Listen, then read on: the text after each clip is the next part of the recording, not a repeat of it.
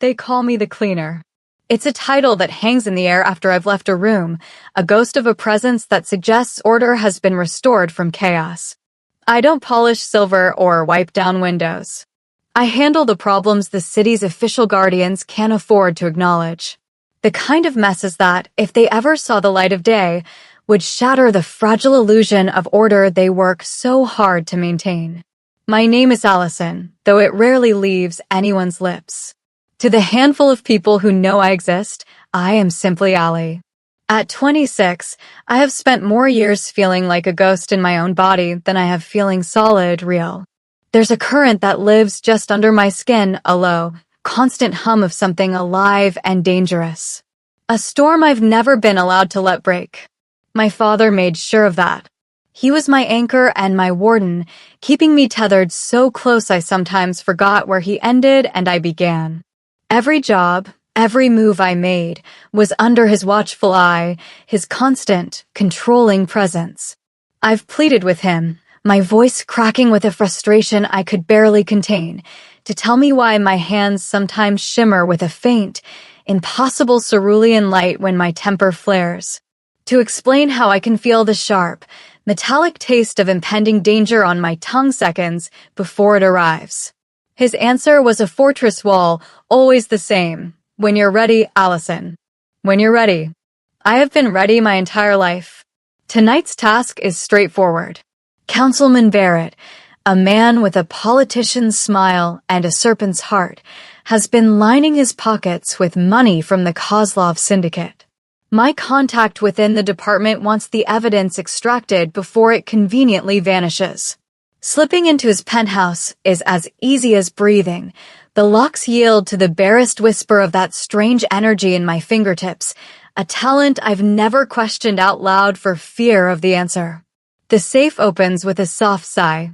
Inside, a trove of ledgers, incriminating photographs, and sleek USB drives, enough to bury a man 10 times over. I'm methodically documenting each piece when the air in the room shifts. It's a pressure change, a sudden, profound silence that screams of another presence. I turn and she is there. Olivia Reeves. Her image was tucked away in my father's confidential dossiers. Chairwoman of the Reeves dynasty, a pillar of the city's underworld, and a formidable rival to the Kozlovs. A woman my father would have called an enemy. She is leaning against the doorframe, arms crossed over a suit of such impeccable, severe cut it seems less like clothing and more like an extension of her will. She is, without question, the most stunning woman I have ever seen. Her hair is a cascade of obsidian, framing cheekbones sharp enough to draw blood. Her lips are a slash of deep, wicked crimson. But it's her eyes that freeze the air in my lungs, a shade of molten amber, intelligent, amused, and dissecting me with a single, sweeping glance. The legendary cleaner, she says, and her voice is a paradox, the softness of velvet dragged over rough stone. You're smaller than I pictured. Disappointed? I force my tone to remain flat, a stark contrast to the sudden, frantic rhythm of my heart. Fascinated. She pushes off the doorframe and moves into the room, each step a study in deliberate grace. You're gathering evidence against Councilman Barrett, which means you're working for the department, which means those amber eyes narrow, a predator connecting scents on the wind. You're Arthur's daughter. Hearing my father's name in her mouth sends a jolt through my system, a mix of alarm and something else I can't name. I know exactly who you are, Ms. Reeves. Olivia, she corrects, now close enough that the air between us is thick with her perfume, sandalwood, rich and smoky, underpinned by something elusive and dark. If our paths are destined to cross, we should at least be familiar. They aren't they? Her smile is a slow, dangerous curve. What a pity. I had hoped we might find a way to work together. I don't make partnerships with criminals. And yet, she gestures around the lavish, violated penthouse. Here you stand, committing breaking and entering, pilfering private documents. What label does that earn you, Allie? The way she shapes my name, drawing it out like a secret, sends a coil of heat straight to my core. I fight to suppress it. My business here is finished. I move to step around her, but her hand flashes out, encircling my wrist. Her touch is pure ignition. The energy sleeping inside me roars to the surface, a visible, crackling arc of blue lightning that leaps from my skin to hers. I see the shock in her eyes, a brief, unguarded flicker before her composure slams back into place. "What are you?" she breathes, her grip tightening. "I don't know." The raw, unvarnished truth hangs between us, surprising us both. Her hold loosens, but she doesn't let go. Then it seems we share a common goal. We are both searching for answers. She releases me, and I flee into the waiting night, the ghost of her touch, and the memory of her amber eyes chasing me all the way back to a home that has never felt like one. 3 days later, my father is murdered. The Kozlov syndicate delivers their message not with words, but with a storm of bullets and my father's blood staining the pavement. I am upstairs, the hum of the kettle on the stove a mundane backdrop to the sudden, staccato gunfire that shatters the evening. By the time I reach the street, my heart a frantic bird against my ribs, he is already leaving me. I cradle his hand as the life drains from his eyes. His lips move, forming silent, urgent words lost beneath the wail of approaching sirens and the raw, tearing sound of my own screams. Then nothing. They say revenge is a poison you prepare for another, but end up drinking yourself. I find the analogy lacking. Poison implies a slow, creeping end. What I feel is a conflagration. I want to hold the Kozlovs in the heart of that fire until there is nothing left of them but ash. But I am utterly alone. No father. No support from the department. They severed the connection the moment his heart stopped, terrified of what I might become without his guiding hand, without his leash. No answers about the power singing a war chant in my veins. For 2 weeks, I become a phantom in our apartment, surrounded by the artifacts of his life. I tear through his files, a desperate archaeologist of my own cursed history. Dossiers on the Kozlovs, on the other families, on me. Medical reports from my childhood, cold and clinical. Notes on Subject A on energy manipulation, on containment protocols. The realization hits me hard. He wasn't protecting me. He was containing me. The rage that follows is a living thing. It erupts from me in a torrent of uncontrolled power. Light, blinding and white-hot, pours from my hands, searing the walls, exploding the windows. I am a supernova of grief and fury, sobbing, screaming, burning, completely untethered. The sound of my phone is a lifeline thrown into the maelstrom. Ali. Her voice. Olivia's voice. "I heard about your father. You have my condolences. How did you get this number?" Knowledge is my currency. A deliberate pause, heavy with intent. And I invest in those who have been grievously wronged. The Kozlovs stole something precious from you. Allow me to provide you with the means to reclaim it. Why would you extend such an offer? Because a shared adversary is a powerful foundation. Because I believe your talents are wasted serving the incompetent. Because, her tone shifts, dropping into something intimate, confidential. I have been unable to forget the way you looked at me in that penthouse. A look that was equal parts defiance and desire. My breath lodges in my throat. Come to the Meridian Hotel. The penthouse suite. Tomorrow evening, 8 o'clock. I will show you what I can offer. The line goes dead before I can form a refusal. Every instinct screams at me to run, to vanish into some anonymous corner of the world far from this city and its endless cycle of violence. Yet, the next evening finds me standing before my closet, my hands trembling as I decide what to wear for a meeting with a queen of the underworld. I choose black. It is the color of my profession, of my grief, and now, perhaps, of my future. The penthouse at the Meridian is a temple to opulence, a stark contrast to the brutal, functional spaces of my life. Floor-to-ceiling windows frame the city like a jeweler's display, all glittering facets and deep, hidden flaws. Olivia stands at a bar of polished obsidian, pouring 2 glasses of blood-dark wine. She is wearing emerald silk tonight, a dress that follows the landscape of her body like water. My mouth feels stuffed with cotton. You came. Satisfaction colors her words. You were certain I would. I held on to hope. She offers me a glass. To new beginnings. I leave the glass hanging in the air between us. What is it you want from me? Directness. I admire that. She begins a slow orbit around me, a shark assessing its prey.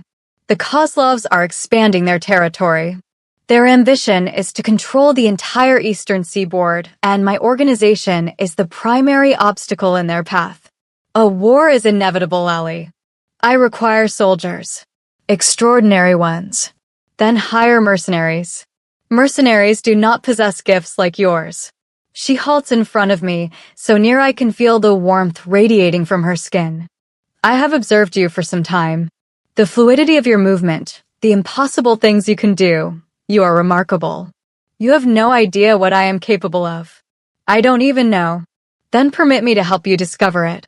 Her fingers rise, brushing my cheek with a touch so light it feels like a thought.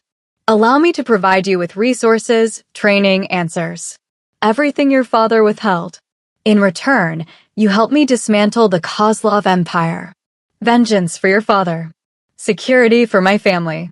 A mutually beneficial arrangement. It would mean working for a criminal. It would mean working with me. Her thumb traces the line of my lower lip, and the heat that flares within me is different this time. A slow, deep burn.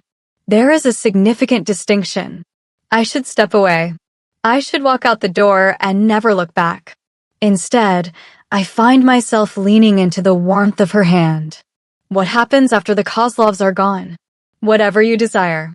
You will have your answers, your autonomy. You could remain at my side. You could walk away. I would not hinder you. Her gaze carries a weight, searching the depths of my own. But something tells me you might wish to stay. You don't know the first thing about me. I know enough. She sets her wine glass down with a definitive click. I know the shape of your loneliness. I know you have spent a lifetime under someone else's control. And I know that when I touched your wrist, you felt the same current I did, that undeniable, electric connection. That was just my ability manifesting. Are you certain? She leans in, her lips a hair's breadth from mine. Her scent envelopes me. Tell me to stop, and I will. Tell me you feel nothing, and the subject will be closed forever. But I cannot form the words. Because I feel everything, a yawning, desperate need, a hunger to be truly seen by someone who does not flinch from what I am. So I close the infinitesimal distance and kiss her. It is a detonation. Her mouth is both soft and demanding, her hands tangling in my hair to pull me closer. I taste the wine on her tongue and something far more intoxicating, pure, unadulterated want. The energy inside me breaks free, flooding outwards, encasing us in a shimmering, crackling dome of sapphire light. She gasps against my lips, a sound of shock and pleasure, but she does not retreat. When we finally part, we are both breathless. Is that your agreement? She murmurs, her forehead resting against mine. On one condition. My voice is rough, scraped raw with emotion. You tell me everything you discover about what I am. Agreed. She seals the pact with another kiss, slower this time, a deliberate savoring.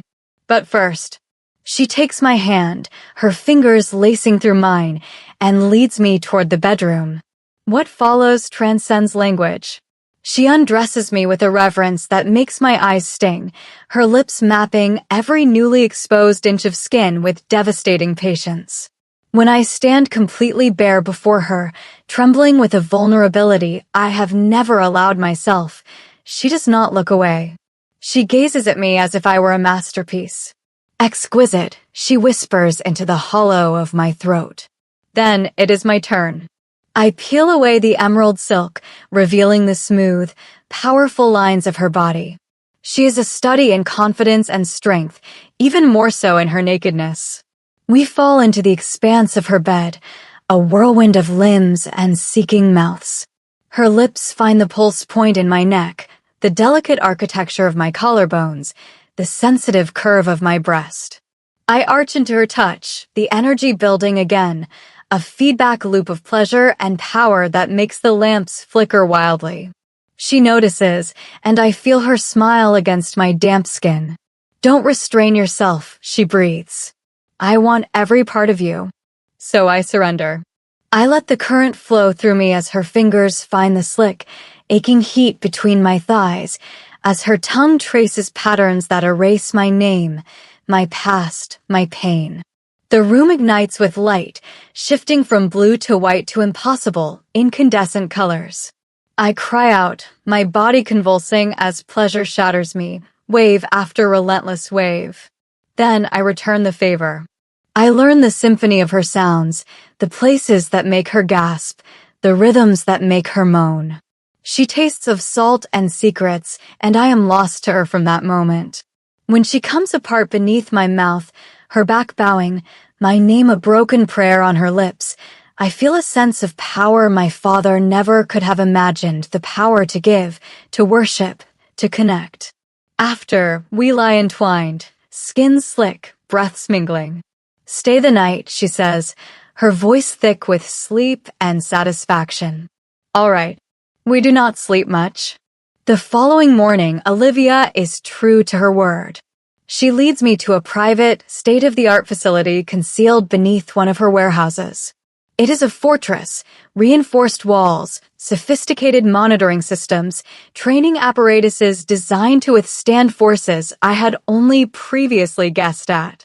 "This is where you will learn mastery," she explains, her demeanor all focused intensity, despite the memory of her mouth on my body. I've assembled a team of specialists. Combat instructors, experts in energetic fields, a theoretical physicist. You're not taking any of this lightly. I am not taking you lightly. She cups my face, her kiss a soft, lingering promise. Now, show me. The training is relentless. The specialists identify my ability as biokinetic energy manipulation, the capacity to generate, absorb, and direct kinetic and thermal energy through my own biological framework. It is, they inform me, exceptionally rare. A 1 in 10 million anomaly. My father's files finally make a terrible kind of sense. He wasn't trying to protect me from the world. He was trying to protect the world from the weapon he helped create. Olivia, however, sees not a weapon, but potential. The days are a grueling cycle of physical and mental exertion. I learned to conjure shields of shimmering force, to channel focus blasts that can melt through steel plating, to sense the unique bioelectric signatures of living beings. My control becomes a honed blade. My combat skills sharpen under the tutelage of former Special Forces operators who show no mercy. She observes from the elevated observation deck, her gaze a tangible pressure that drives me to push beyond my perceived limits, to dig deeper, to be stronger. The nights, however, are ours alone. In the quiet dark of her penthouse, she unveils the intricate tapestry of her world, the unspoken codes, the complex hierarchies, the delicate, bloody balance between the families. The Reeves organization defies my expectations. While their enterprises operate outside the law, Olivia administers her territory with the precision of a CEO. Protection rackets are reframed as community security, laundered money funds schools and clinics. She is merciless with her rivals, but fiercely loyal to those under her care. The law and justice are not always synonymous, she tells me one night, her fingers tracing idle, electric patterns down my bare spine. Sometimes, true justice requires operating in the shadows, your hands stained so others can remain clean. I am beginning, against all my conditioning, to believe her. After 2 months, I am transformed. My body is stronger, my mind clearer. The constant hum of energy is no longer a threat, it is an extension of my will. I am, for the first time, free. And I am, irrevocably and completely, in love with her. It did not happen in a single moment, but in 1,000. In the way she listens, truly listens, when I speak of my father, offering no judgment, only understanding. In the way she pushes me to my breaking point in the training facility, only to hold me with infinite tenderness afterward. In the way her eyes find mine across a room crowded with her hardened lieutenants, a private, smoldering look that speaks of the night to come. I do not confess it. Not yet. This arrangement between us is transactional. I remind the fragile part of my heart. A business arrangement. When the Kozlovs fall, my dad is paid. I could walk away. I should walk away. But the truth is, I have no desire to. 3 months after my world collapsed, we make our first major move. Intelligence pinpoints a significant Kozlov shipment moving through the port, a cache of advanced weapons and enough untraceable currency to finance their war for years. Olivia orchestrates a raid. I am to lead the assault. Her senior commanders voice their objections.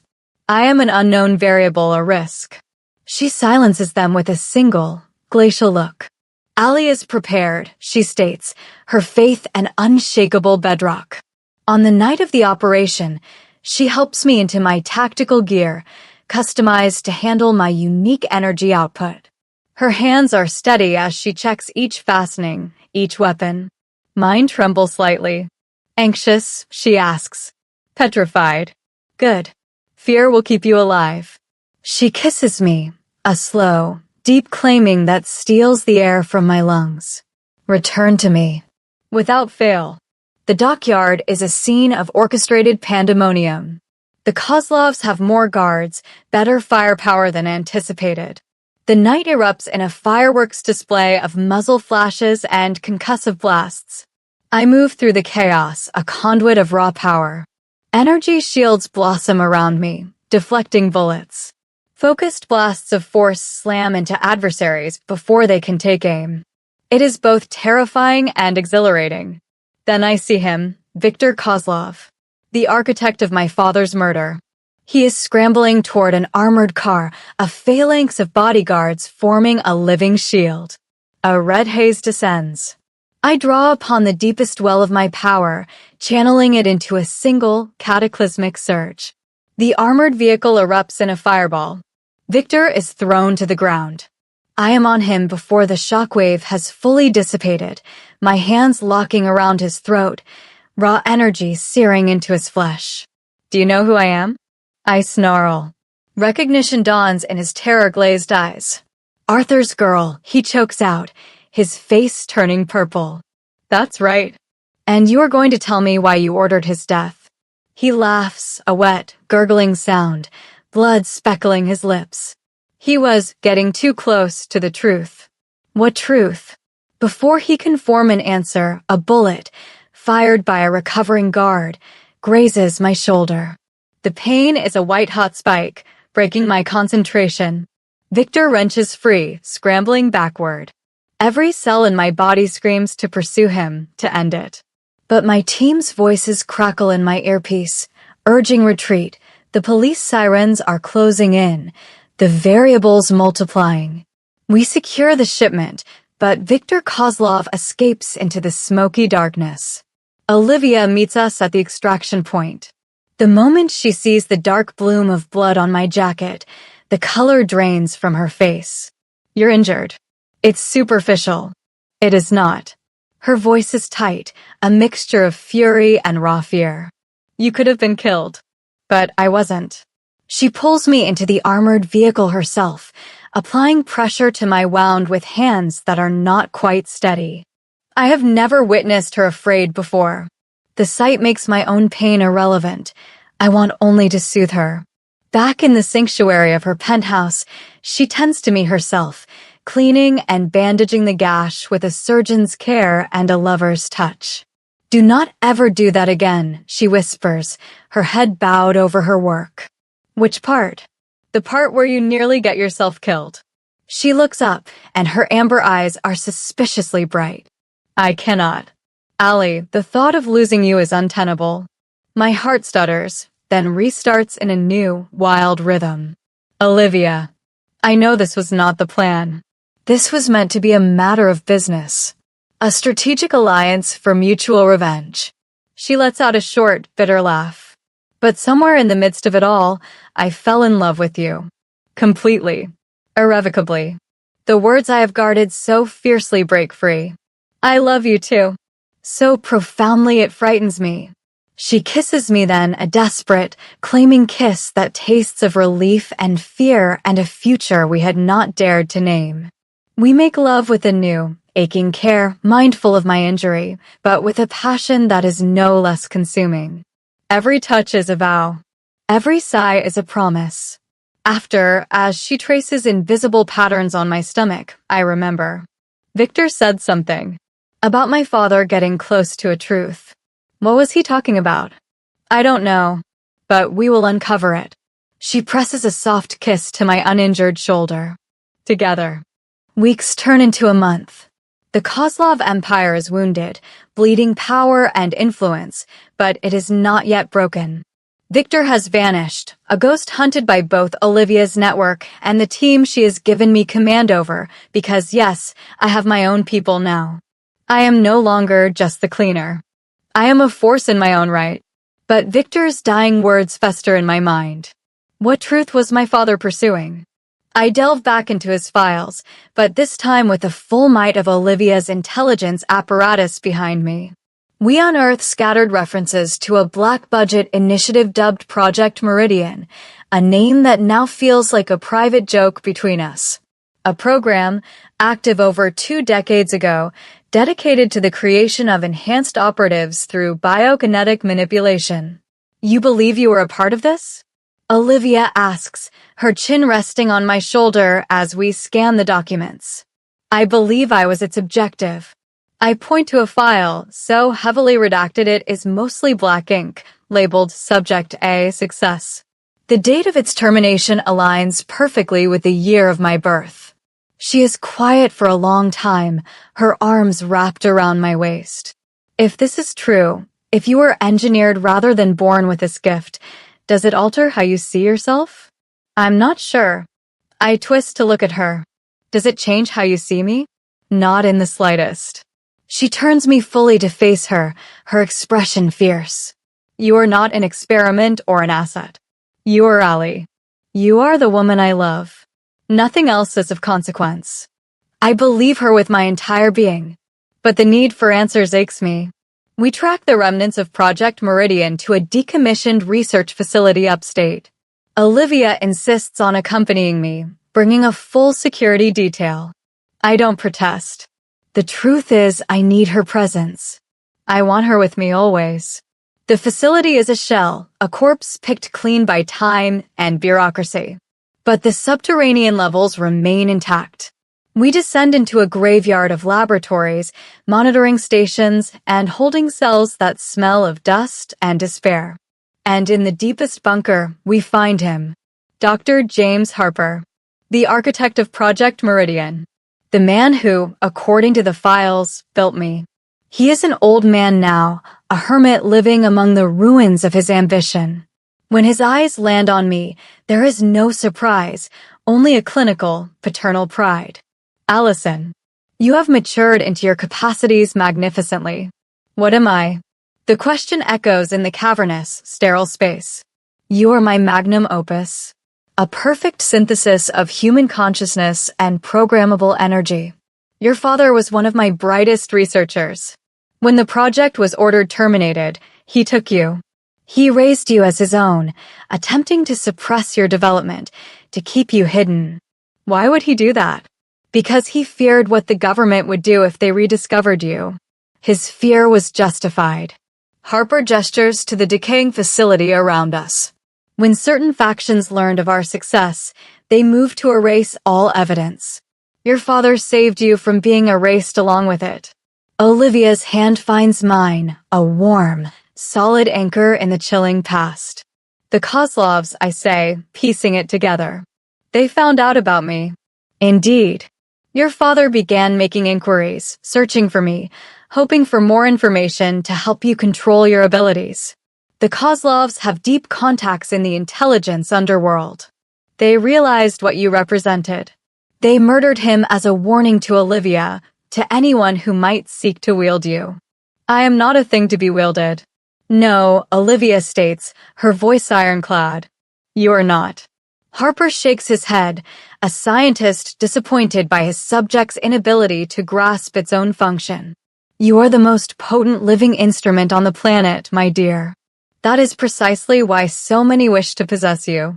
No one possesses me. Not ever again. I let raw power dance and crackle around my clenched fists, the light casting sharp, menacing shadows across his aged face. Tell me where to find Victor Kozlov.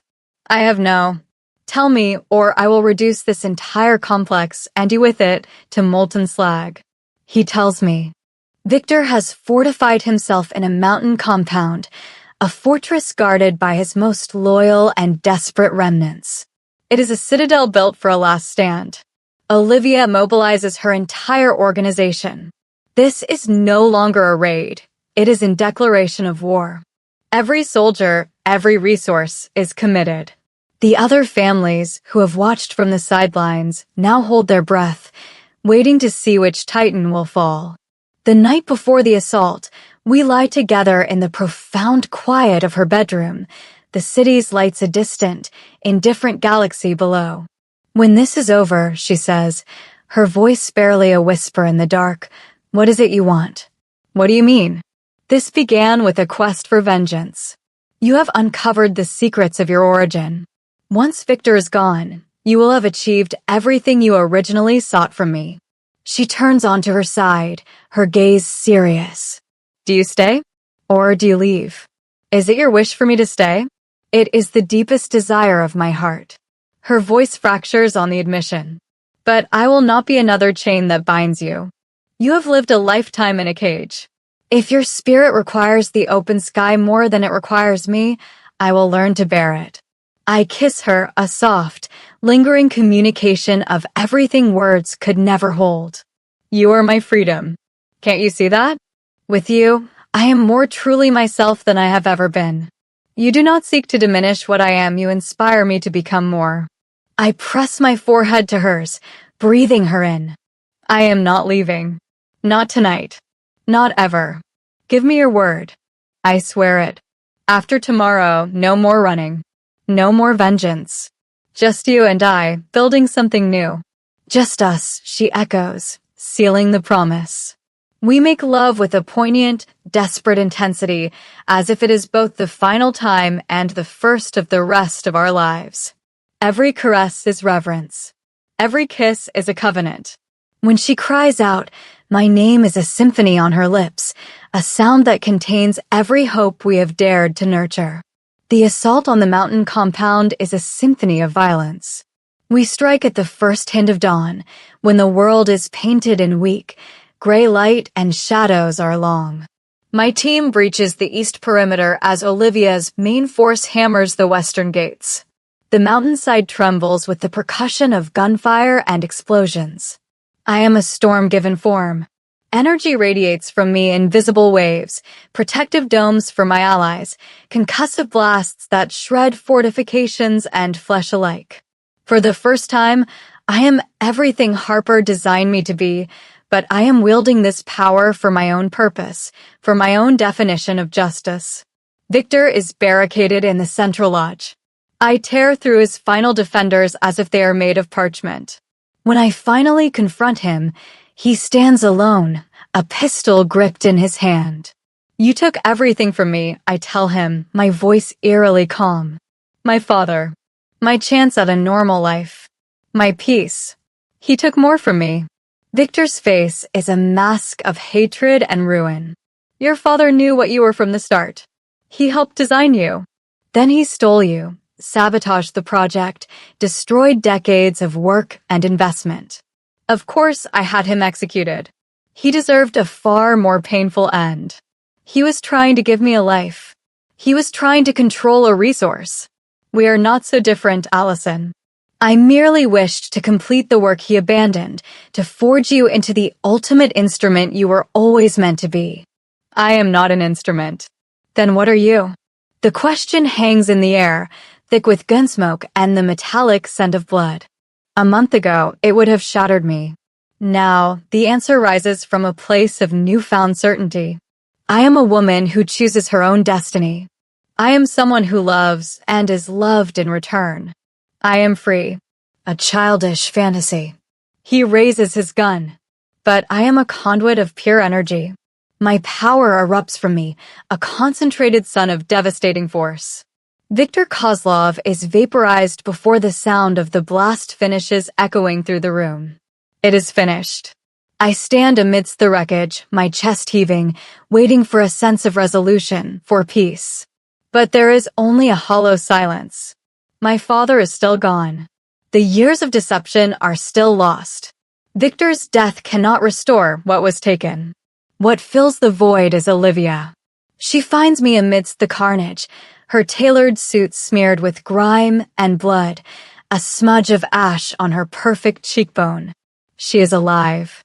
She walks into my space and gathers me into her arms, and the emptiness inside me is suddenly, overwhelmingly, filled with her. "Is it done?" she asks, her voice muffled against my neck. "It's done." "Then take me home." Home. The word once meant a silent apartment full of lies and loss. Now it has a new definition. It is the woman holding me, the future in her eyes. We leave the compound to burn behind us, a funeral pyre for the past. 6 months drift by, gentle and transformative. The Kozlov Empire has been dissolved, its pieces absorbed or scattered to the winds. The other ruling families now regard Olivia's consolidated power with a healthy respect, and by extension, they acknowledge the woman standing at her side. We have forged a new paradigm, a collaboration between the shadow world and the light, using my abilities and her vast resources to enact a form of justice the system could never achieve. I still accept contracts, but they are of my own choosing. We dismantle human trafficking rings. We offer sanctuary to those the law has failed. It is not a perfect solution, but it is ours. It is righteous. Most importantly, it is ours. Tonight, the penthouse at the Meridian is filled with light and music. Olivia is hosting a celebration, a nod to the place where our story truly began. The room is a sea of allies and trusted friends, but my attention has a single unwavering focus. She finds me on the balcony, the cool night air a welcome respite from the warmth of the crowd. Seeking solitude from your own triumph, she teases, coming to stand beside me. I needed a moment. And I needed you. She moves behind me, her arms encircling my waist, her chin settling comfortably on my shoulder. The city sprawls before us, a kingdom we have reclaimed. I have something for you. Another extravagant present? You're going to spoil me. You merit being spoiled. She releases me and turns me to face her, and a rare, captivating nervousness flickers in her eyes. But this is more than a gift. It is a question. She produces a small, black velvet box. Inside, resting on a bed of silk, are 2 rings. They are not overly ornate, but they are solid, elegant, and imbued with a quiet, unshakable strength. "Marry me," she says, her gaze locked on mine. Not for political advantage or strategic gain. Marry me because I love you beyond reason. Because I cannot conceive of a single dawn I do not wish to wake up beside you. Because when you pledged never to leave, I knew with absolute certainty that I wanted to make that same vow to you. Tears blur my vision, making the city lights swim into a constellation of brilliant, shimmering stars. Yes. The word is a sob and a laugh. 1,000 times, yes.